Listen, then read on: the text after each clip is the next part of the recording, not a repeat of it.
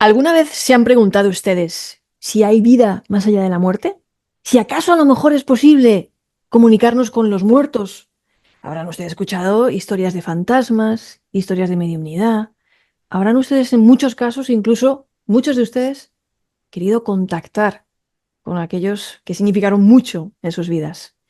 Y creo que hoy tienen ustedes que ver, precisamente hoy, esta entrevista que vamos a hacerle a esta persona que tengo aquí a mi izquierda, que se llama Lluís Pastor.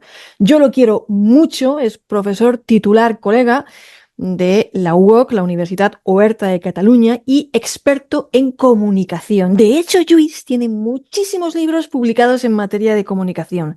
Hasta que un día, hace unos años, me llamó y me dijo, oye, que estoy investigando la comunicación. Bueno, pues bien, muy bien, entre vivos y muertos.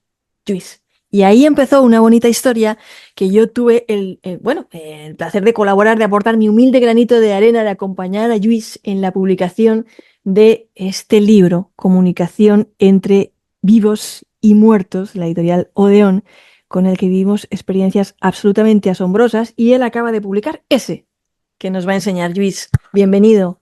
Ah, ¿qué tal? Muchísimas gracias, Mado. Acaba de salir justo, me lo entregaron hace unas horas que vi a un vecino porque yo estaba en clase en la universidad, como suelo estar, y ha aparecido Los mismos muertos vuelven. Y bueno, nada, vamos a contar. Y por cierto, para aclarar cuestiones, no solo pusiste un granito de arena para que yo publicara mi primer libro, sino que la llamada que me hiciste me dio un vuelco al corazón porque te había encantado y nada, vi que eso era para toda la vida, o sea, que el vínculo que tenemos ya es para siempre y estoy eternamente agradecido a Amado Martínez, o sea, que lo Y yo a sepa todo el ti, mundo. por compartir esas historias y ser tan valiente, que en el mundo académico no siempre es fácil, tú lo sabes, los dos estamos en el mundo universitario y académico. Y bueno, pues es como a veces nos miran un poco como esta, como la vertiente heterodoxa, pero y exactamente, o sea, como un tipo de academia que hacía investigación en materia de comunicación con sus estudios, sus ensayos, sus papers, se acaba enamorando de este tema y sale diciendo, tengo que contarlo. Es así, no solo eso, sino que, fíjate, ahora después de escribir hace ya muchos meses que terminé de escribir y que sale ahora, volví a recuperar algún proyecto de los de comunicación y persuasión entre vivos, que son mi campo natural de trabajo. Pero fíjate que desde que hace ya más de 10 años empecé a investigar las supuestas comunicaciones entre muertos y vivos, no encontré motivo para dejarlo. Es decir, que realmente dedico todo mi tiempo de investigación a investigar estas cuestiones y como tú bien sabes y como comentabas, digamos, en el mundo, digamos, de la academia no suele ser bien visto porque la gente no se suele implicar, porque la realidad es que los profesores universitarios, cuando investigamos, los que hacen más investigación experimental, los que hacen también más investigación de carácter social, siempre tendemos a investigar aquellas cosas que creemos que vamos a encontrar una solución clara. Porque si no, es que dedicas muchos años de tu vida a una cosa que dices, bueno, si no puedo curar esto o no puedo entender qué Demostrar pasa mi tesis. sociológicamente. Claro, claro, es que los profesores al final cuando investigamos queremos dar algo a la sociedad que sea palpable. Y en este caso, pues este caso es una pasión, es una locura, es un compromiso, es un propósito de vida que entendí que valía la pena dedicar mi tiempo y ahí estoy. Un profesor experto, titular de la UOC en comunicación, que habla de comunicación entre muertos y vivos. Y me imagino que tirándole el hilo, te enamoras de este tema y empiezas a investigar porque te encuentras, ¿no? Pues los primeros casos de comunicación entre vivos y muertos y piensas, aquí hay algo. ¿Qué te encuentras? Sí. Sí, sí, fue exactamente así. Fíjate que el motor por el cual yo empecé en el 2014 a investigar estas cuestiones, ni siquiera lo tengo muy claro. O sea, yo sé que estaba escribiendo un libro sobre comunicación e intuición y que decidí que lo dejaba todo y que tenía que empezar a zambullirme en eso, pero fue casi inmediato, es como si un soplo hubiera llegado. Y cuando empiezo a investigar aquellos papers, aquellos documentos académicos, que no hay muchísimos, lo sabes tú, pero sí que hay buenas revistas que publican estas cosas. Empiezo a investigar a buenos investigadores que han trabajado a lo largo del siglo XX y me empiezo a encontrar cosas que no esperaba, porque claro, uno espera encontrarse los tópicos, uno espera encontrarse el terror, uno espera encontrarse la noche, uno espera encontrarse este tipo de cosas que si me hubiera encontrado con eso, seguramente el recorrido hubiera sido más bien corto. Y cuando empiezo a investigar distintos casos en todo el mundo a lo largo del siglo XX, me doy cuenta que hay algunos elementos que se repiten y que parece que nadie le ha puesto demasiado foco a eso, porque a veces los casos, los testimonios son tan absolutamente llamativos que la gente se centra en el testimonio y es normal, ¿no? Y dices, ¡guau, qué fuerte esto que está pasando! Pero cuando empiezas a relacionar decenas, centenares de casos, dices, oye, yo creo que hay algo más, porque si efectivamente, como dicen nuestros compañeros historiadores, los antropólogos, que realmente la comunicación que tenemos con los muertos es cierta porque la creemos, pero que tiene una base cultural, que cada sociedad se relaciona con los muertos de una manera distinta, eso nos llevaría a que en distintos puntos del mundo, pues ese tipo de comunicaciones tuvieran elementos distintos. Y cuando yo empecé a leer casos y más casos y más casos, me empecé a dar cuenta que no, que como en su momento el doctor Raymond Moody empieza a ver casos de ECMs que reproducen un cierto patrón, pues dices, caray, pero si es que se está reproduciendo un cierto patrón en casos sucedidos en Japón, en Sudáfrica, en Estados Unidos, en Irlanda, en España, y bueno, y a partir de ahí ya fue un sin parar, porque realmente es un tema tan apasionante como tú decías al principio. Claro, yo no soy un investigador de lo paranormal, yo soy un investigador de la comunicación.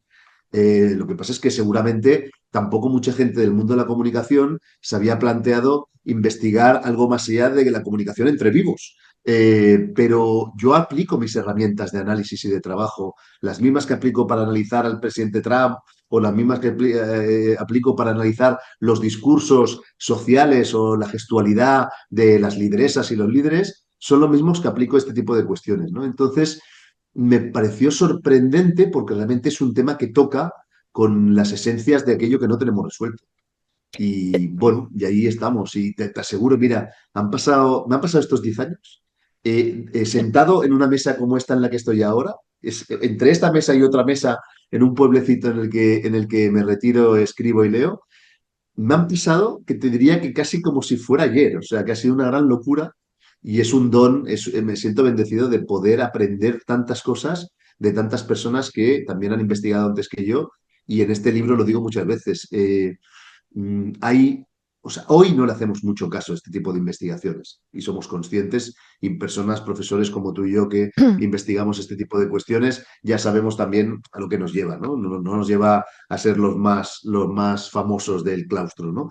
Pero una cosa que es relevantísima es que a lo largo de la historia este tipo de cuestiones las han investigado las mentes más inteligentes de cada uno de los momentos de la historia. Es decir, y esa es una cosa que yo tampoco me esperaba.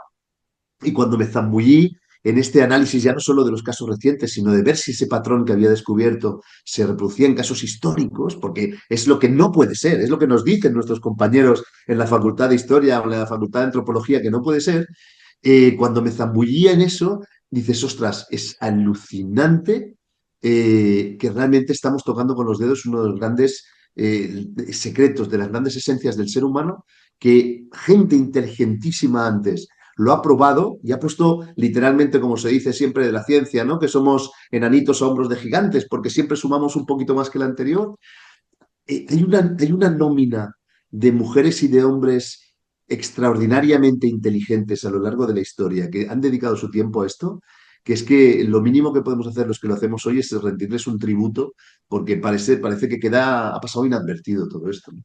Como el gran Santiago Ramón y Cajal, nuestro premio Nobel de Medicina, quizás del que más nos sentimos orgullosos en España, entre otros premios Nobel que han estudiado también la mediunidad, la comunicación entre vivos y muertos y se han asomado con suma curiosidad a este fenómeno. Así que tú eres una persona que aplica la misma metodología de comunicación entre vivos, pero al campo de los muertos. Y dices, y me encuentro unos patrones a lo largo de la historia. Bueno, cuéntanos un caso real que nos sirva como arquetipo de esos elementos. Pues mira, así te lo cuento de memoria, ¿eh? Un caso también de esto reciente, porque podemos arrancar por ahí, porque a partir de ahí aparece el patrón. Un caso real típico podría ser un caso en el que una mujer está cocinando en su casa y Época suena el actual, teléfono. digamos, época actual. Época Existe actual. el Esto teléfono. es un Ok, caso, sí, correcto. esto es un caso, digamos, que incluso analicé en la primera de los libros, en el libro de la editorial Odeón, y Ujú. lo cojo como referencia para que veamos que los casos, voy a relatarte tres o cuatro de estos así, y en todo caso, luego si seguimos hablando veremos que lo curioso es Perfecto. que a lo largo de la historia se han ido repitiendo estas cosas. Esta mujer está cocinando en su cocina tranquilamente en casa y recibe una llamada del teléfono. Entonces ella se acerca al teléfono, primero oye como un ruido, como un eco extraño, y luego escucha, mamá, mamá, estás haciendo la comida que tanto me gustaba. Y la mujer se queda de piedra porque al teléfono acaba de escuchar la voz de su hija fallecida hace unos años. Y la hija le dice, me encanta que hagas estos espagueti, qué ilusión me hace verte hacer este tipo de cosas en la cocina. Y la voz desaparece. La mujer tiene la constancia real, que esto es un elemento, digamos, que se repite en todos los testimonios. Es yo lo que he vivido es real. O sea, en la base, aquellos que hemos trabajado en la lógica del periodismo y de la comunicación, sabemos que muchas de los relatos periodísticos de todo tipo, político, histórico, judicial, se basa en que los testimonios, los testigos, nos digan qué saben de eso, qué información tienen. Claro. Y una de las constantes es todos los testigos te dicen, oye, eso que me pasó es real. Es real, no me lo estoy inventando. Además, no tiene ningún valor social No me lo inventarse imaginé, no. este tipo de cosas. No me lo imaginé, no me lo imaginé. Que, Sí. digamos, hay prevenciones luego, cuando investigamos sobre todo eso, hay prevenciones para verificar que esto sea así. Total, en este caso concreto, oye la voz de su hija y la señora sale a la calle y le pregunta a un operario que estaba arreglando el teléfono, veo que ya tenemos línea. Y le dice, no señora, hasta el lunes no habrá línea porque nos faltan materiales por llegar.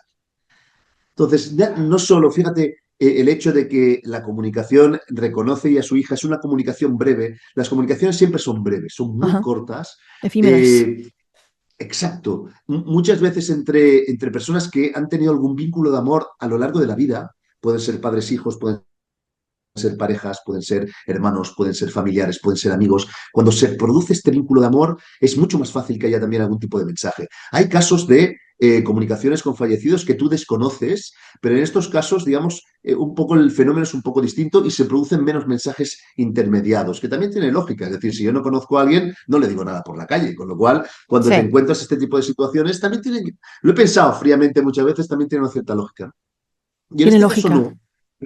Pero en otro caso, por ejemplo, te puedes encontrar un niño que está con su mamá viendo la televisión y tal, y va a su habitación a buscar un juguete y dice, mamá, mamá, he visto al abuelo.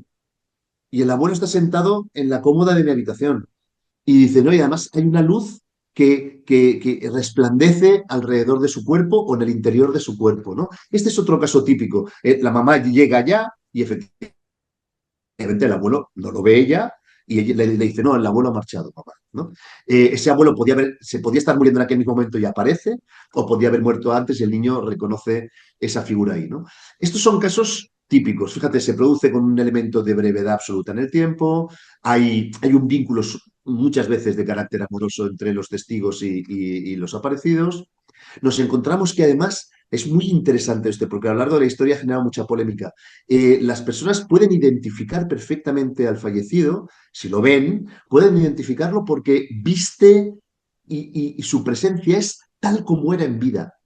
O incluso gente que había pasado por algún tipo de Más trance o joven, de tal vez. enfermedad. Más joven. Sí, sí, incluso gente que ha pasado por trances o enfermedades que demacran al final su estado físico al final, cuando Demacrado, sí. aparecen se les ve pletóricos de salud o incluso en algunas ocasiones más jóvenes también, ¿no?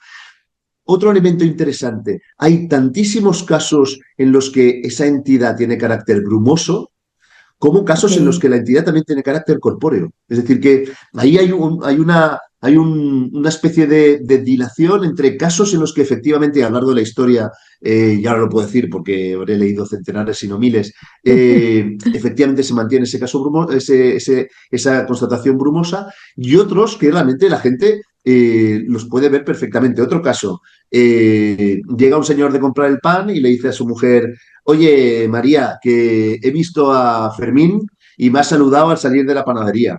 Dice, no, Fermín murió hace un mes y medio, no te lo había dicho, ¿no? Y la constatación era que esa figura para él había sido idéntica a como hubiera sido Sí, esa como si misma lo hubiera figura visto. si lo hubiera visto, tal cual, ¿no? De Pues hecho, claro, cuando esto te en cuento este tipo de Asturias, cosas, no sé si tú te lo has encontrado, se llama huerco, eso, Huerco, el huerco. Y es muy común, casi lo tiene institucionalizado. Es como cuando alguien, pues eso, estaba segando y vio al vecino que tal, pero ¿cómo lo has visto si murió tal? No es, sí, sí, es muy curioso, pues Luis. sí, Y eso es como sí, es muy verlo, curioso. o sea, verlo. No es que he visto una aparición, he visto un fantasma. No, no, que estaba ahí. Sí, sí, lo has visto y no Increíble. solo eso, Mado, sino que en la mayoría de los casos te ha parecido tan natural que lo saludas o, bueno, adiós y tal, y es que no le das más importancia porque tiene una presencia absolutamente regular y cotidiana y no te llama para nada la atención. Que eso es muy interesante cuando analizas este tipo de cuestiones porque digamos, en la mente de muchas de las personas y de las que nos pueden llegar a ver, y seguramente muchas de ellas han tenido algún tipo de experiencia, porque entre un 20, 15, 20 y un 30% de la población mundial parece que puede tener Ujú. este tipo de experiencia. Lo que pasa es que no las contamos porque parecemos locos, ¿no?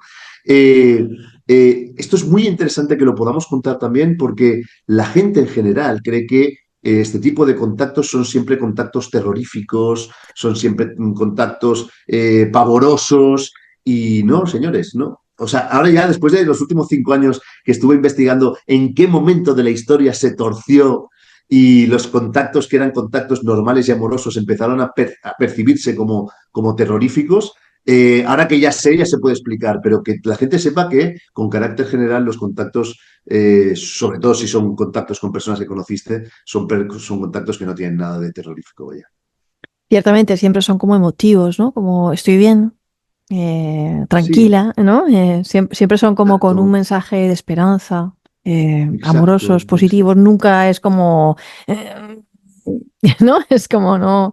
Sí, es muy Fíjate que es muy difícil. Hay común eso, casos, he ¿no? encontrado casos raros y tal, pero es muy difícil. Es muy difícil. Es más cómo se ha tiznado todo eso y después hay una cuestión lógica también. Vamos a ver, nosotros no hace falta que nos pongamos, digamos, en la lógica de la ciencia más materialista, que sí, que es obvio que es así, porque al final nos movemos con elementos materiales, pero cualquiera de nosotros, desde la primera noche en que estuvimos pisando este planeta, volver a ver a una persona que en su momento das por desaparecida y fallecida, en el minuto uno impresiona. Claro. Impresiona aunque te la quieras mucho, con lo cual esa sensación que tenían también la cultura griega, la cultura romana, de que los muertos siempre volvían con alguna intención aviesa, no era tanto que la intención fuera aviesa, sino que realmente eran culturas que lo tenían muy presente, Sí, porque tenían hasta fiestas anuales en las que los muertos estaban presentes y la claro. gente tomaba a veces espino blanco o otro tipo de hierbas pseudoalucinógenas para no verlos, no para verlos, para no verlos, Para para no tener un verlos. estado, digamos, de menos conciencia, ¿no? Entonces, bueno, es normal que en el minuto uno, pues, pues cualquiera de estas experiencias pues llame la atención y genere un poco de respeto. Es normal En también. el mundo del cristianismo tenemos a un aparecido, un muerto muy famoso, que es el propio Jesucristo, cuando pues se aparece y le dice a María Magdalena, no, pues a María Magdalena, no me toques todavía, ¿no? Que lo quiere abrazar, que todavía no he ascendido al Padre, ¿no? Fíjate, tú has comentado antes casos que mucha gente estará pensando, no, pero es que esa mujer echaba mucho de menos a su hija, se lo inventó todo, o sea, se lo inventó. Su mente le hizo tener ese estado alterado de conciencia, esa, bueno, pues por supervivencia, ¿no? Para poder procesar el duelo por la pérdida de su hija. Pero claro, al margen de estos casos muy emotivos, entre personas muy queridas o con un vínculo emocional muy estrecho, como has comentado, Luis, hay personas que ni siquiera es que piensen que estén hablando con alguien que no está o con una pérdida, sino alguien que creen que está vivo. Yo esto lo he visto hasta en vecinos. En vecinos es como, también como normal, ¿no? Que ni siquiera es que diga, no, es que he visto al vecino y luego dicen, no, no, pero si falta hace un mes, ¿no? Falleció hace un mes. O sea, no es que ni siquiera existe ese anhelo, ¿no? De querer ver. Has mencionado a los niños. ¿Son más proclives los niños, de acuerdo a tu investigación, a tener este tipo de encuentros? Mira, claro, mi investigación se basa siempre en testimonios publicados, ¿no? Afortunadamente, digamos, ahora que ya hay más gente que sabe que investigo estas cosas, me llegan también testimonios y son testimonios que algunos de ellos los publico en este libro, pero no todos, porque efectivamente este libro tiene más carácter histórico. La realidad es que los niños, esto es muy, muy curioso y muy interesante, los niños nunca han pintado nada. en la historia. O sea, ten en cuenta que hace menos de 100 años los niños estaban en las minas inglesas y trabajaban allá como si fueran animales y realmente no había esa percepción que tenemos hoy de la infancia, es una percepción muy siglo XX. Entonces, un niño no decía nada importante, un niño no, ¿sabes? Entonces, fíjate que no he encontrado casos que involucren a niños con carácter general, ¿eh? A lo largo de la historia hasta prácticamente el siglo XIX. El siglo XIX en el que la infancia empieza a tener otro peso, primero porque se convierte en una fuerza de trabajo y ya cuentan un poco más, y después porque aparecen los primeros movimientos, aparecen las escuelas, las primeras escuelas, aparecen los primeros movimientos de defensa de la infancia, los niños tienen un peso distinto y en este caso es un peso que reconoce que lo que dicen igual vale la pena, porque antes no valía la pena, con lo cual no puedes encontrarte testimonios de la Edad Media del siglo XVI y tal, donde estén involucrados niños, porque ahí el niño importaba cero. En el momento en que el niño empieza a tener una cierta voz social, también aparecen casos de niños y aparecen casos maravillosos. Hay un investigador que a mí me fascina, que yo lo idolatro desde un siglo de distancia, porque es una persona igual seguramente menos conocida que otros investigadores de la Sociedad de Investigación Psíquica Inglesa. Él es un francés, se llamaba Camille Flammarion, Ajá. Sí, muy famoso. era un astrónomo. Dicho así un poco a la brava, sería como el Stephen Hawking del siglo XIX en Francia, ¿no? Totalmente Recordar de que acuerdo. Francia era el motor de la ciencia y la cultura durante muchos siglos, hasta que pasó el relevo al mundo anglosajón. Y era un señor súper reputado. Y él hizo 3 libros, fíjate qué cosa más maravillosa. Hizo una trilogía y me enteré después de haber decidido que yo también iba a hacer esa trilogía. No sé muy bien por qué, también lo decidí, también lo cuento.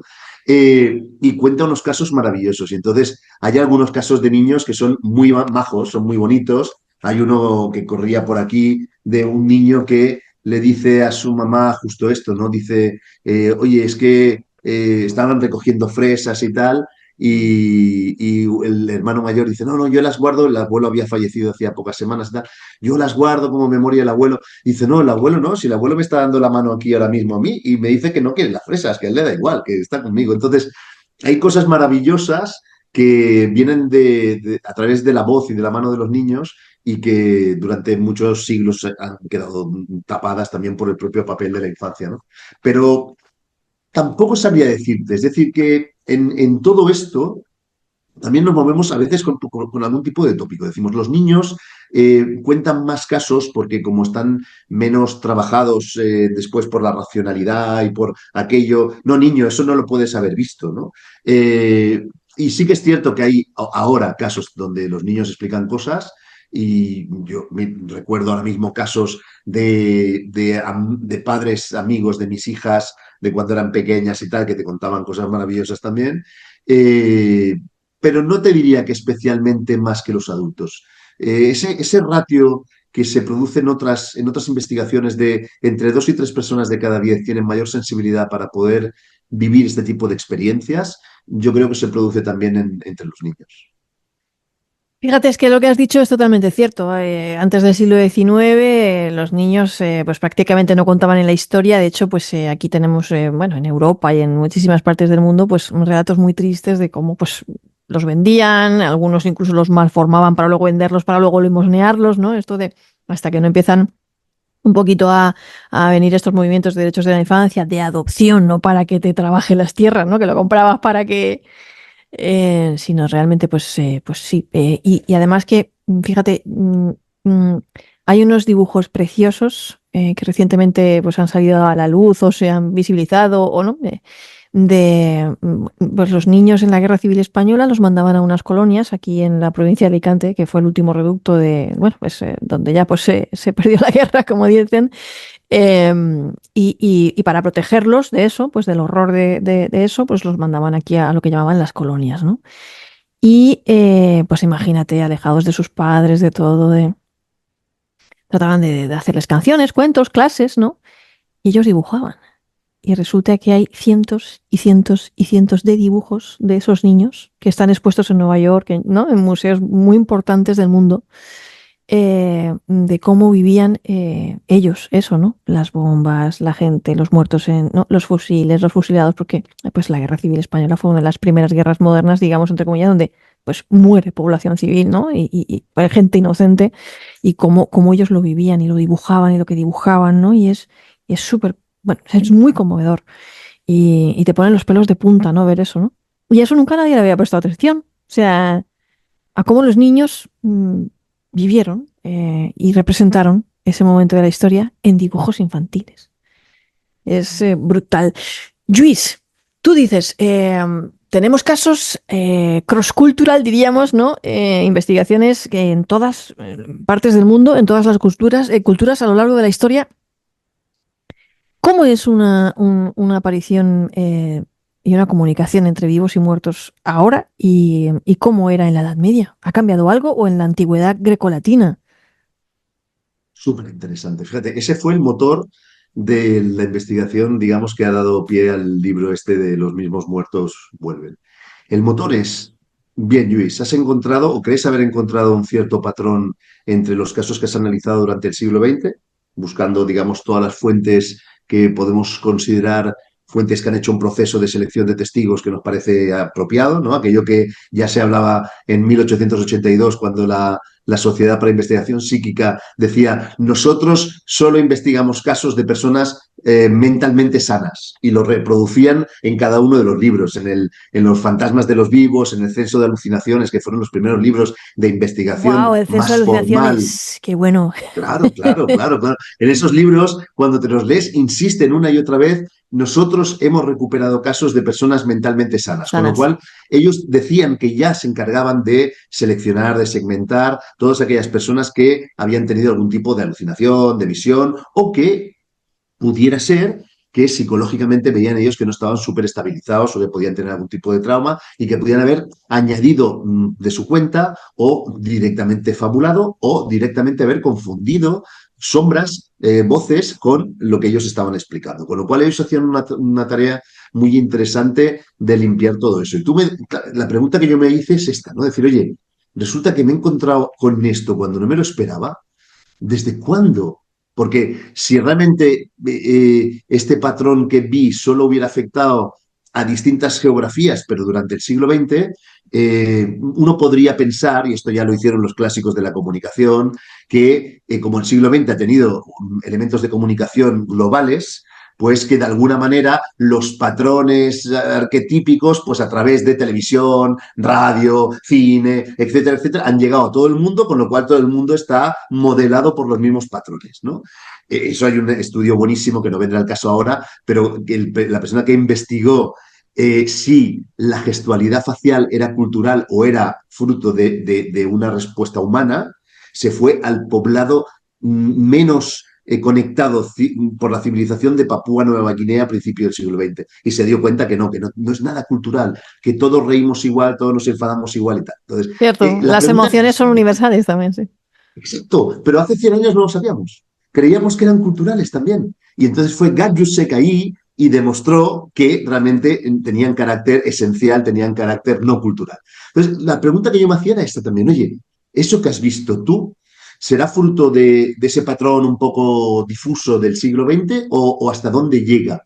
Y empecé a investigar eso. Y empecé a investigar y, claro, lo maravilloso de una investigación como esta es que cuando tú eres un profesor que se supone que te has dedicado mucho tiempo a aprender de tu ámbito, sabes de tu ámbito, pero no sabes de los otros ámbitos. Con lo cual, es una investigación en la que me siento feliz siempre de decir que implico a profesores, a colegas, a investigadores. Entonces aquí conmigo han entrado antropólogos, han entrado historiadores, han entrado filólogos, porque ellos saben mucho más que yo y me han ayudado a guiar también las lecturas y tal, ¿no? Entonces, arranqué desde los estudios, digamos, de prehistoria, nos vamos al principio del principio, y empecé también a bucear, gracias a la mano de una catedrática de antropología de la UOC, Elisenda Ardebur, que me quiero mucho y que me Ujú. acompañó en ese viaje, en las investigaciones que hicieron los antropólogos en el siglo XIX sobre todo, XVIII, XIX sobre todo, principios del XX evidentemente, y hasta ahora, en aquellos pueblos originarios, ¿sabes? Se iban los antropólogos y los etnógrafos europeos, se iban a África, se iban a Asia, se iban a Sudamérica a buscar pueblos originarios, lo que antes se llamaban las tribus primitivas, en una visión un poquito muy supremacista de Sí, Europa o de Occidente sobre el resto, ¿no? Ahora, digamos, nos referimos a ellos más bien como pueblos originarios o como a grupos y comunidades cazadoras-recolectoras, etcétera, sí. etcétera. Y Y también con muchos entonces, prejuicios, ¿no? Comparando las sociedades de cazadores-recolectores actuales con las que debieron ser en la prehistoria, que no tienen nada que ver. absolutamente, absolutamente. Y fíjate que rastreando los documentos, porque claro, esto ha sido apasionante, porque tienes que rastrear los documentos de estos señores, porque eran señores, muchos de ellos sacerdotes también, que iban allá y tomaban nota. Claro, no tomaban notas sobre las comunicaciones Los con muertos porque jesuitas, daban por descontado que esto no existía. O sea, no podían tomar nota de esto porque esto no claro, existía. O sea, claro. los muertos no comunican porque ya veníamos del principio y tal. Es verdad, muchas veces incluso confundían conceptos propios de estas culturas con el concepto del alma cristiano, con lo cual se montaba ahí un lío muy grande. Pero aún así, he encontrado casos maravillosos. Mira, yo me he guardado uno aquí, uno de los maoríes en Australia, Ah, dice, Leo, literalmente, dice, ok. el maorí está al servicio de un reverendo y mientras ambos están cortando un árbol, el indígena dice, ¿qué haces aquí? El reverendo, extrañado, le dice que a qué viene eso. Y el maorí le contesta que no está hablando con él, que está hablando con su hermano. Qué El bueno. reverendo no alcanza a ver a nadie más en la escena y el maorí insiste en que está detrás de él. Como el reverendo era incapaz de verlo, el maorí sentencia, tengo que marchar a través del río, mi hermano ha muerto. ¡Wow! Es exactamente el mismo tipo de comunicación que vivimos hoy. Exactamente el mismo. Exactamente el mismo. Y estamos rastreando culturas y comunidades no salpicadas, digamos, por las influencias culturales que vivimos nosotros. Entonces, cuando lees estas cosas es maravilloso porque te das cuenta que esto está. No te voy a decir que yo casi te diría que sí, que tenemos algo ahí fuera que hay que reconocer y hay que entender, pero que es la comunicación con los muertos es un patrón que está instalado como una cosa normal y natural entre el ser humano. Y tú me decías, Luis, en la Edad Media pasa una cosa alucinante. Porque yo me preguntaba en qué momento estas comunicaciones que siempre asustan, porque tú lo sabes bien que en la época prehistórica, donde no hay documentos, el documento que nos queda muchas veces es los restos fósiles de las personas enterradas en unas posiciones determinadas, que se supone que en esa posición los expertos entienden que lo ponían en esa posición muchas veces fetal y tal, porque había un renacimiento y había también una serie de objetos que eran característicos y rituales porque pensaban que esa persona volvía a tener un viaje porque lo volvían a ver luego. Claro, tú no piensas que alguien se va de viaje si no piensas que vuelve. Es que al final a veces hemos malentendido algunas de las cuestiones, creo yo, ¿eh? Y eso podríamos entrar en debate con otros historiadores o antropólogos, ¿no? Pero creo que hemos malentendido. O sea, tú te vas de viaje porque hay una constancia de que esa persona vuelve, con lo cual por eso le pones sus hachas, sus utensilios, sus avalorios, porque luego lo ves con esas hachas, esos utensilios y esos avalorios porque los muertos se muestran así. Pues bien, cuando Sí. enfrascado en todo esto, en la Edad Media pasa una cosa terrible, que es que cambia esa percepción por primera vez y de una manera brutal, porque el impacto que tiene, digamos, en un mundo, digamos, de tradición como el nuestro judeocristiana, Ujú. en un planeta, tradición judeocristiana, porque ha sido así, lo que pasa en la Edad Media tiene repercusiones en cualquier lugar del mundo, en unos Sí. más que en otros, ya os lo explico, y es maravilloso. Intento en 3 frases sintetizar 8 siglos de historia, porque la cosa va de esto, lo intento. Es la Iglesia Católica en los albores del cristianismo, siglos 2, 3, 4 después de Cristo, niega las comunicaciones con muertos y dice que son restos del paganismo romano, porque los romanos sí que creían, porque Sí, incluso claro, tenían sí, sí, sí, sí, instaurado sí, sí. Sí. unos días de verlos y no bueno. Claro. Sí. Entonces, inicialmente nos encontramos, hay un rechazo. Hay una carta maravillosa de Gregorio Magno, uno de los papas más potentes que ha tenido el catolicismo en el siglo VI, que viene a decir, señores, si queremos triunfar, lo que hay que hacer no es modificar el pensamiento de aquellas culturas en las que nos vamos a instalar. Lo que hay que hacer es aprovechar los ritos locales y lo único que hay que hacer es cambiar el objeto del rito. Donde antes tenían algún tipo de dios, ahora será Jesús o será el dios católico y tal. Entonces, esa carta que es maravillosa marca los próximos 8 siglos de historia, porque efectivamente la Iglesia Católica deja de negar estas comunicaciones, no solo deja de negarlas, sino que las defiende modificando uno de los preceptos, digamos, de las escrituras, porque no existen las escrituras, esto que os voy a contar ahora, uno de los preceptos que es la creación del purgatorio. Y dices, coño, y Luis, ¿qué tiene que ver el purgatorio aquí? Claro, porque las escrituras te dicen que tú te mueres y te vas al paraíso o al infierno esperando el juicio final, pero te Correcto. vas y no vuelves. Te vas y no vuelves. O sea, Sí, es abuelo, verdad. abuela, papá, mamá, no volvéis. Menos Pero en Jesucristo, o cambio, sea, sí, exactamente. pero incluso esto es muy interesante, o sea, sobre Jesús un día hablaremos largo y tendido porque es muy interesante y esto nos llevaría muy lejos. Pero no volvéis. Y entonces la Iglesia, en la lógica de Gregorio Magno, de señores, hay que ir a favor de las costumbres de la gente, ¿eh? Si queremos realmente instalarnos de verdad, se da cuenta que la gente sigue viendo a muertos, sigue comunicándose con muertos y sigue contactando con muertos. Y lo que hacen es crear una estación nueva, una habitación en medio, antes de llegar al paraíso o al infierno. Dicen, vamos a crear una estación en la que la gente la tenemos aparcada, eso permite que vuelvan de vez en vez y, bueno, están ahí hasta que tengan destino final en paraíso o en infierno, ¿no? Y esa creación del purgatorio hace que la Iglesia Católica acepte este tipo de comunicaciones y hace en el siglo XVI que los protestantes, Lavater en concreto, un monje suizo, un sacerdote suizo, uno de los motores de la reforma, diga, señores, esto no puede ser. Se están cargando ustedes los principios de las escrituras, creando cosas nuevas, haciendo que la gente pague por hacer misas, haciendo porque esto nos Por llevaría las más lejos. ánimas benditas. Claro, claro, porque claro, las órdenes pasan a ser órdenes mendicantes, con lo cual pasan de vivir del Señor a vivir de cualquiera de nosotros, con lo cual, bueno, esto es Claro. muy interesante. Entonces, eso hace que, ¿qué?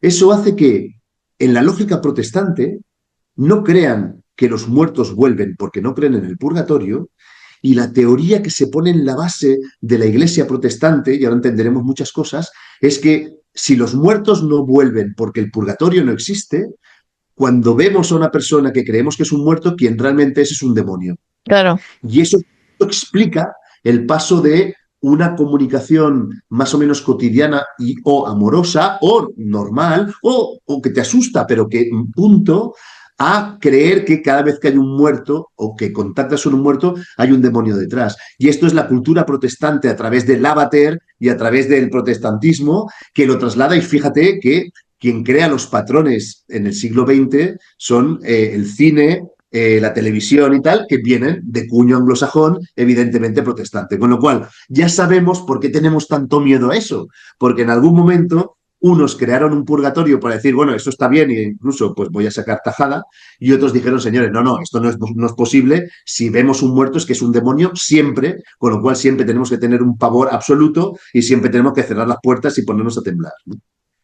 Las ánimas del purgatorio tuvieron mucha audiencia, hicieron un engagement brutal, se convirtieron en, bueno, sumamente populares entre, pues eso, entre las clases populares de pedirle las cosas. A mi abuela le pedía hasta si tenía que ir a un médico que la despertara para... pero no es una cosa oficialmente que tú puedas encontrar, como tú has dicho, ni en las escrituras ni nada, y pues hoy en día pues el tema de los animeros y todo eso han pasado una gran distinción. Pero has mencionado una cosa muy importante que es que pasamos en la Edad Media y la Edad Moderna a convertir cualquier encuentro o contacto con los espíritus en algo demoníaco, y eso explica que en Europa murieran abrasadas en la hoguera más de 10.000 mujeres, sobre todo mujeres acusadas de tener tratos con el demonio. Las brujas. Las brujas. Bueno, eso no se terminó cuando se terminó la Inquisición, porque, bueno, yo voy a recomendar una película, no me voy a cansar de recomendarla, El baile de las locas, una película francesa que incluso en la época en la que Allan Kardec estaba en boga, ¿no? Y que pues la florinata de intelectuales empiezan a interesarse, incluso algún premio Nobel por el fenómeno de la mediumnidad, las mesas parlantes y la materialización de los espíritus, bueno, pues igualmente estaba muy estigmatizado el hecho de ser un medium o tener o decir que te contactabas o que habías visto a un espíritu o al abuelo, ¿dónde te ha dicho que has encontrado estas joyas aquí? Pero me lo ha dicho el abuelo, ¿no? Y esta película va precisamente de una chica, una mujer, clase acomodadísima además, que acaba en un manicomio. Por ese motivo, por haber dicho que yo encontré estas joyas en siglo XIX, porque me lo ha dicho el abuelo, ¿no? Yo por eso lo sabía, ¿no? Entonces, sí ha quedado un rastro brutal de estigmatización de ese tipo, ¿no? No, es que ver muertos no está bien, eso son cosas del demonio, no es algo, ¿no? Y ha sido duro. Y la despatologización de la mediumnidad o de las personas que tenían esa percepción extrasensorial o lo que sea, que no tenían ningún trastorno, porque hay personas que sí que lo tendrán, ¿no? Esquizofrenia, un delirio paranoide, mil cosas, o psicótico. No, pero hay personas que no lo tienen, ¿no? La despatologización de la mediumnidad ha sido también un proceso arduo, ¿no? Y bueno, también hay una entrevista muy importante en el canal con un doctor en psicología sobre este tema que recomiendo, que es Alejandro Parra. Y Luis, que es que me parece, o sea, yo es que tu investigación me parece una cosa súper fresca, súper novedosa, inédita en muchos sentidos, porque de verdad eres el primer experto en comunicación que se ha asomado a mirar este fenómeno desde esa dimensión, desde ese aspecto de la comunicación, ¿no? De mirar esos patrones y eso no lo había hecho nunca nadie. Pues nos hemos asomado desde la antropología, desde no sé qué, no sé cuánto, pero no desde tu arista, ¿no? Eh, si hablamos de culturas tan distantes como la cultura japonesa, la cultura hindú, la cultura musulmana, los maya chorti, o sea, sigue existiendo, o sea, esto es universal. Esto está en todas partes.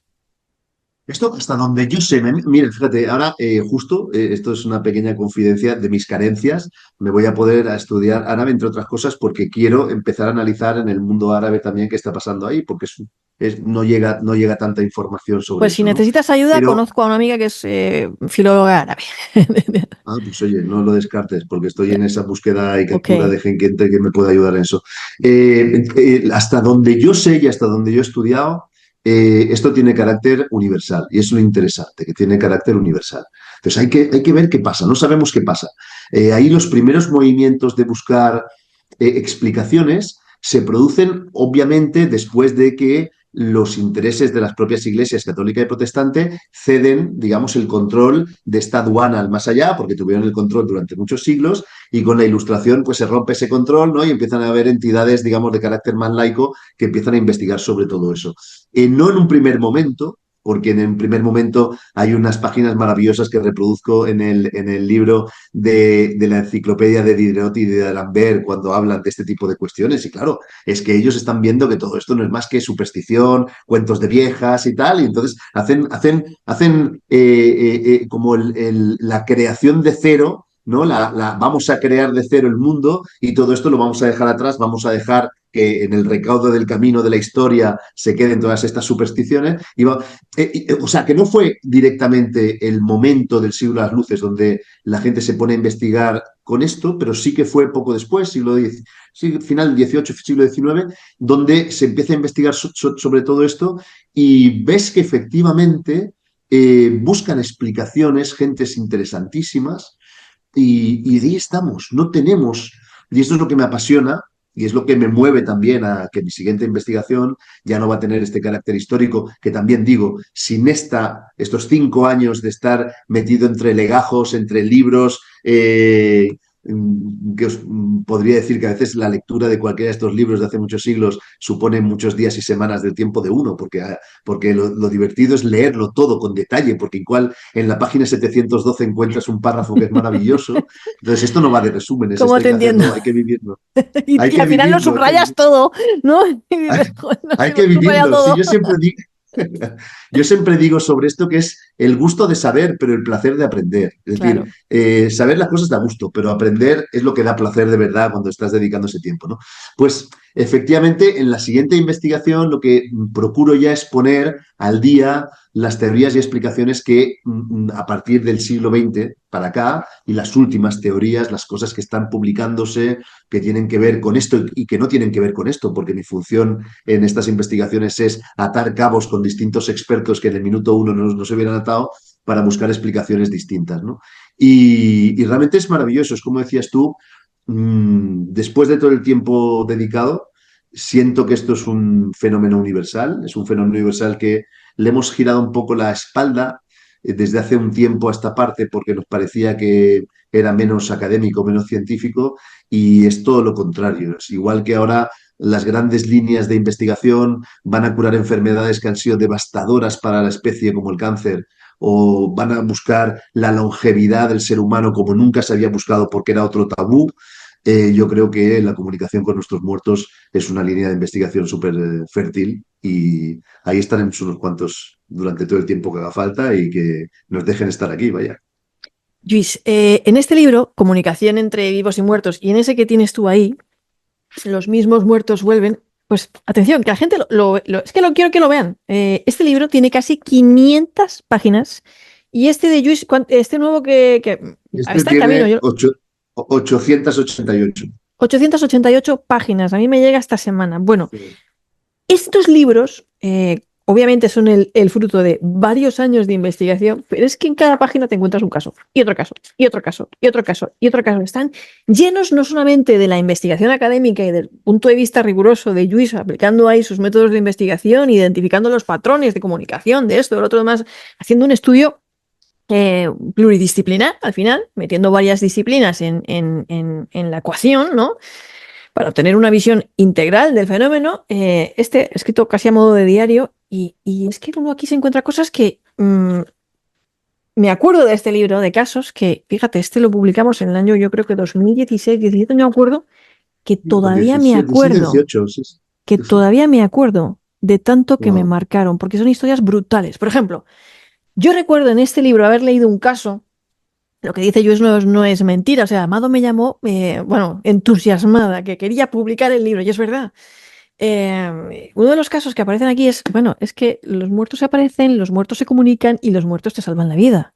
Porque aquí recuerdo haber leído el caso de pues, una persona que iba conduciendo el coche, tal cual, es que, y de repente, pues, y se le aparece su padre fallecido, tal, y de cuidado, que aquí vas a tener un accidente, que no sé qué, no sé cuántos, para advertirla y efectivamente eso sucede, ¿no? Para que pues pueda esquivar o pueda irse por otro lado o pueda hacer... O sea, ya es que ya no es que digas, no, y nos hemos visto y me ha dicho estoy bien, o me ha avisado de que, mira, está aquí mi hermano y me ha dicho que ha fallecido, tengo que cruzar el río porque tengo que asistir a un funeral, ¿no? Sino que realmente intervienen en la vida de Sí. las Y personas además hasta hay el una punto de cosa, salvarte la sí, vida. hay una cosa, Amado, que es muy interesante, a mí me parece muy interesante, claro.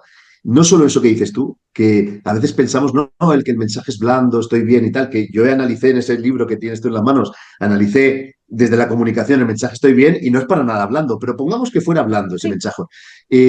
Pero hay otros mensajes que se reproducen y hay una cosa muy interesante que he hecho un análisis cuantitativo de más de 200 casos aquí actuales al final para regalármelo también. Que fíjate que cuando aparece el fallecido a los pocos días de fallecer o en las primeras semanas, muchas veces el mensaje sí que tiene un mensaje más de consuelo. Ajá.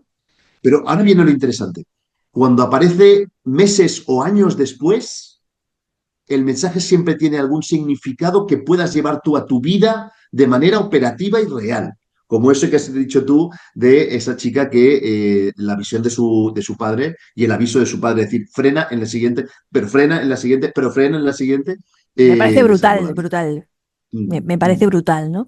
Y, mm. y es que como esto, pues miles de casos y miles de situaciones diferentes en las que realmente, pues, pues se produce este tipo de comunicaciones, de mensajes, de intervención, de salvarte de un accidente, de salvarte de un mal negocio, de decirte qué puedes hacer, que tires por aquí, que tires por allá, ¿no? O sea que no es solamente un consuelo de estos casos típicos o de esas visiones de despedidas también, de comunicación cercana a la muerte, que llamarían algunos, ¿no? Mm, mm. Recuerdo el caso también de una señora en esos estudios que tú recoges de Crux, de no sé qué, de la compilación de alucinaciones, de muchas cosas, ¿no? Que ya descartaban esos médicos y esos Claro, psiquiatras claro, el claro. trastorno mental, que eso me parece súper interesante, que al final es lo que hizo John Mack de la Universidad de Harvard cuando hizo su libro de Abducidos, desde el punto de vista psiquiátrico, descartar, aquí hay unas personas que tienen este estado postraumático porque dicen que han sido abducidas, yo no sé si existen los extraterrestres o no, pero no tienen ningún problema y tenemos que encontrar un protocolo para ellas, ¿no? Y bueno, entonces, casos de señoras que estaban en el lecho de muerte, a punto de morir, querían despedirse de sus hijos, ¿no? Y se presentan y las ven ¿no? Y van a ver a sus hijas y van a ver a sus hijos en una ciudad a 500 kilómetros de distancia y los hijos, ¿no? Y es como, no lo ha visto un hijo, ni dos, ni tres, lo han visto los 5 miembros de la familia, la institutriz que estaba ahí, o sea, porque eso no lo hemos dicho, ¿no? Pero casos, Luis, de comunicación entre vivos y muertos que no es una sola persona la que Sí, vive en también el no son los más cuento, usuales. No son los más usuales, pero hay. sino Hay una varios. cosa que. Sí, sí, no, no, hay. Y a lo largo de la historia se producen. Y hay una cosa casi más interesante, fíjate, porque al final uno va analizando casos y yo creo que a veces pierde un poco hasta la finura de la piel, ¿no? Entonces, como estas investigaciones que hago yo, me precio de los buenos amigos que me acompañan, me acompañáis en todo eso, un día hablando con uno de mis neurocientíficos de cabecera, de mi propia universidad, que me ayuda en muchas cosas que tienen que ver con el funcionamiento del cerebro y este tipo de comunicaciones y contactos, me decía, Luis, de lo que me cuentas, lo que más me sorprende es que el perro moviera la cola y ladrara cuando se supone que apareció el abuelito o el papá en el umbral de la casa. Dice, porque del ser humano le puedo prever un sesgo, consciente o inconsciente.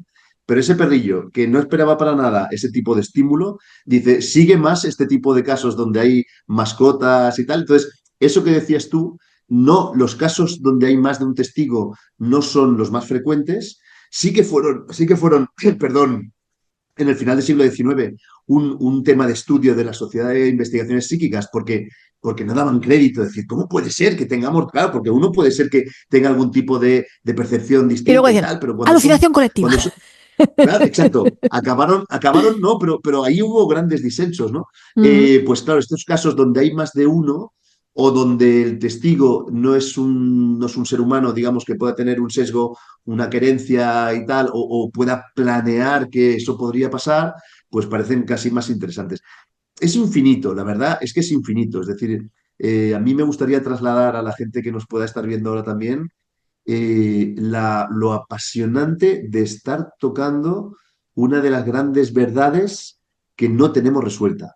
Entonces, muchas veces el no tener resuelta una cosa hace que nos echemos para atrás o que le demos poca importancia. Pero yo lo digo siempre, ¿qué sería de la ciencia si nuestros compañeros, los científicos, los médicos, los bioingenieros no estuvieran luchando contra el cáncer a sabiendas de lo difícil que es lograr que eso suceda? ¿Qué sería de la ciencia? Entonces nosotros, que no somos científicos experimentalistas, pero también hacemos ciencia, pues ¿qué sería de nosotros si no nos enfrentáramos a este tipo de cuestiones con valentía y con honradez? Y sobre todo con esa honradez académica, decir yo hasta aquí sé y a partir de aquí no sé nada. Correcto. A partir de aquí, la duda, ¿no? Y bueno, pues las conclusiones siempre en manos de ustedes, que son los que nos están escuchando y los que nos están viendo. Yo recomiendo muchísimo, de verdad, por favor, porque Luis se ha tomado el trabajo ya por nosotros, ¿vale? Todos esos años, ¿no? De seleccionar todos esos casos que uno va leyendo, leyendo y otro, y, igual que en este libro que yo estoy deseando hincarle las garras, me llega esta semana. ¿Por qué? Señor. Sí, Señor, buah, porque me hace tanta ilusión que acaba de llegar también, es el segundo de los sí. éxitos de la investigación. ¿Por qué? Pues porque al final todo esto, por muy miedoso que pueda parecer, yo a veces me encuentro con personas que dicen, uy, no, no, a mí no, que esto no se me aparezca, ¿no? Que no se me aparezca porque yo tengo un miedo a eso, ¿no? Como... Pero es que al final de lo que estamos hablando todo el rato es de amor, de cómo es el ser humano. Siempre pensamos, somos terribles, hacemos guerras, somos lo peor, ¿no? Podemos llegar... Realmente sí, el ser humano es capaz de lo mejor y de lo peor. Pero cuando estamos hablando de comunicación entre muertos y vivos, hay otra categoría, ¿no? Ética, de interpretación antropológica, psicológica, de, que muchos de ustedes ya la habrán adivinado, que es, bueno, cuánto queremos a nuestros seres queridos, cuánto los echamos de menos, qué grande es el anhelo de volver a estar con ellos, volver a verlos en algún momento, ¿no? Qué necesidad tan grande El Homo sapiens es una especie con tanta necesidad de comunicarse y tener, ¿no?, relación con sus semejantes, ¿no?, que incluso queremos llevar esa comunicación, esa red social, ¿no?, más allá de las fronteras de la vida y de la muerte. Y al final es de esto de lo que nos está hablando esta investigación, porque todos estos mensajes al final nos hablan de eso, de una especie, la especie humana, que es tremendamente compasiva, tremendamente empática y tremendamente amorosa. Nosotros amamos, necesitamos a nuestros, ¿no?, a nuestros congéneres, a los amigos, a la familia. Y es ese amor lo que nos mueve, lo que seguramente nos ha hecho estar aquí ahora compartiendo con todos ustedes y lo que, bueno, pues lo que creo que explica en gran medida, ¿no?, que se produzcan y se vengan produciendo, bueno, pues todos estos episodios de comunicación entre vivos y muertos, fantasmas, que llamarían algunos, ¿no? Y podríamos llamar también, ¿no? No, es que ha visto un fantasma, ha visto el fantasma de su padre, de su tía, de su no sé qué. Y a veces, pues como fuente de mecanismo social también, Luis, no solamente entre familiares, a veces no, como mecanismo social de, y aquí se aparece un aparecido que en realidad viene a recordarnos una historia de la guerra civil, de alguien que ahorcaron injustamente, de una historia que como mecanismo social no queremos que se olvide jamás, ¿no? Porque ahí había alguien que murió en condiciones injustas o que lo asesinaron, lo que sé qué, y que necesitamos que eso no vuelva a pasar o que no se olvide, ¿no? Y ahí está siempre la historia de ese espanto que recorre ese lugar o que, ¿no? Ese mecanismo social también tan importante. Y, Luis, la verdad es que me gustaría que nos dejaras un mensaje sobre qué has aprendido tú. O sea, cómo ha cambiado el Luis de antes de empezar a estudiar esto. Que tú, pues imagínate, investigando mensajes de políticos, no sé qué, pues temas como más relacionados con el mundo material, vanidoso, superficial, ¿no? Pues yo también he trabajado en eso, de marketing político, de no sé qué, tal. ¿Cómo has cambiado? ¿Qué te ha cambiado a ti esta investigación? ¿Quién eres ahora? Es una buenísima pregunta. Estoy convencido que no habría habido investigación que me apasionara, que me hubiera cambiado hasta los tuétanos como me ha cambiado esta investigación. Fíjate que estos libros los estoy escribiendo en formato de diario, y lo sabes bien porque te lo conté al principio, porque los profesores, yo siempre lo digo, escribimos los libros desde el final. Una vez los tenemos resueltos, hacemos el índice y escribimos. Y esta investigación no se puede escribir desde el final, porque yo no sé cuál es el final. Siempre lo he dicho, es posible que al final le haya dedicado 20, 30, 40, 50 años de vida, lo que me den, y estemos en las mismas que estábamos, en las mismas que estaba Myers, en las mismas que estaba Flammarion, en las mismas que estaba Cesario de Oeste, en las mismas, puede ser, pero... Y está escrito en formato de diario para que la gente vea, sobre todo, y también, porque lo sentí que iba a ser así, y está siendo así, y es así, cómo cambia el investigador, cómo cambia la percepción de la persona que empezó a investigar, lo que sabe y siente ahora respecto a lo que sabía y sentía antes, esa mayor amplitud mental, ese mayor conocimiento, no solo conocimiento de lo que lees, sino conocimiento real. Y es maravilloso, es maravilloso. Yo me siento ahí bendecido porque es genial poderse dedicar a estas cosas. Una cosa que también quería decir respecto a lo que tú apuntabas antes, lo digo porque efectivamente, esta investigación ha cambiado mucho al investigador también, pero hay que poner un elemento sobre la mesa, porque hay mucha gente que igual nos está escuchando y dice, joder, quiero hablar con Luis o con Mado para que me digan cómo puedo comunicar con la persona fallecida y tal. La cosa no va exactamente así, también lo sé después de más de 10 años de investigación. Yo analizo los casos en los que el emisor, y dejad que barra para mi casa, porque este es mi lenguaje, en los que el emisor es el propio muerto. Es el muerto el que, o esa percepción tenemos por lo menos, digámoslo así eufemísticamente, pero es el muerto el que se pone en contacto con los seres vivos, no a la inversa, ¿no? Para lo otro, pues sí que hay mediadores entre nosotros, en nuestra sociedad, que pues, se supone que nos acercan o no nos acercan a esas realidades, ¿no? Entonces, cambia, y quería apuntar eso también para que nadie viera una expectativa que no es real, Ujú. cambia porque le genera un conocimiento de cosas que realmente nunca hubiera tocado con la yema de sus dedos, ni con sus neuronas, pero también te genera esa humildad absoluta de decir, señores, yo solo sé hasta donde sé. Estas investigaciones no se pueden hacer solos. Si alguien cree que las grandes investigaciones que cambian el mundo, las que están curando enfermedades o las que nos permiten ser mejores personas, las hacen desde una sola disciplina, se equivocan, lo sabemos todos. Y hace falta mucha gente, mucho esfuerzo y mucha sabiduría para que podamos rescatar en algún momento alguna de estas cosas y digamos, esto ya sabemos algo más. Sabias palabras. Tengo que decir que cuando hablo contigo siempre me pasa, se me ponen los pelos de punta muchas veces porque tocas temas, pues eso, que te tocan la luna, como yo digo, ¿no? Te tocan el alma y conmueven. La verdad es que a mí, sí, yo creo que muchas de las personas que nos están escuchando y que nos están viendo, pues lo han sentido también, ¿no? ¿No? Como ese escalofrío, ¿no? Algo, ¿no? Que te entra de como algo muy emocional, ¿no? Si ustedes tienen una historia en su familia o han encontrado en algún momento, pues rasgando en esos capítulos de la historia en los que normalmente hablamos con nuestros abuelos, con nuestra tía o lo que sea, o lo han vivido en primera persona, por favor, no dejen de contarlo, de comentarlo y de decirnos qué les ha parecido pues esta charla con Luis, que por cierto, ¿dónde te pueden encontrar si te quieren mandar algún caso o algún testimonio?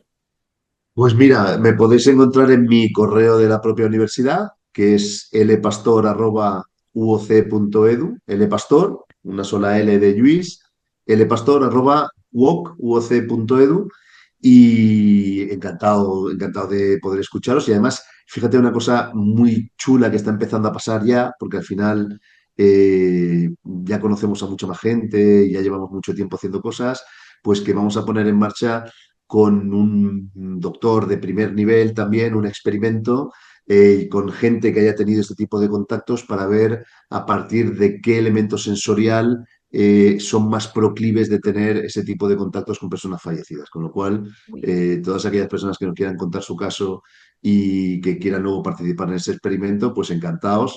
Estaremos el doctor Josep de Aro y yo pilotando esa experimentación para empezar a poner nueva luz a este tipo de episodios. Qué interesante, Luis. Bueno, pues ya saben, póngase en contacto con Luis y, bueno, o sea, yo me voy a agenciar el libro ya, o sea, lo tengo ya pendiente y desde luego, pues espero poder seguir compartiendo con todos ustedes todas estas historias que tanto nos apasionan. Luis, muchísimas gracias por haber compartido este espacio con nosotros, por compartir todo lo que compartes con la gente, porque ya lo he dicho, o sea, te has tomado el trabajo de años para ponérnoslo fácil a nosotros y, bueno, pues poder bebernos todas estas historias que da mucho para pensar, que les invito de verdad a que ustedes compartan con nosotros sus reflexiones y nos dejen ahí sus comentarios. Y si les ha gustado este vídeo, pues desde luego que le den al me gusta, que compartan, que difundan la palabra y que, bueno, pues que sigan soñando con todos nosotros y podamos seguir acompañándoles a todos ustedes. Feliz noche, feliz madrugada, feliz día en el momento en el que se encuentren, en el lugar en el que se encuentren y ojalá que se encuentren con alguien más.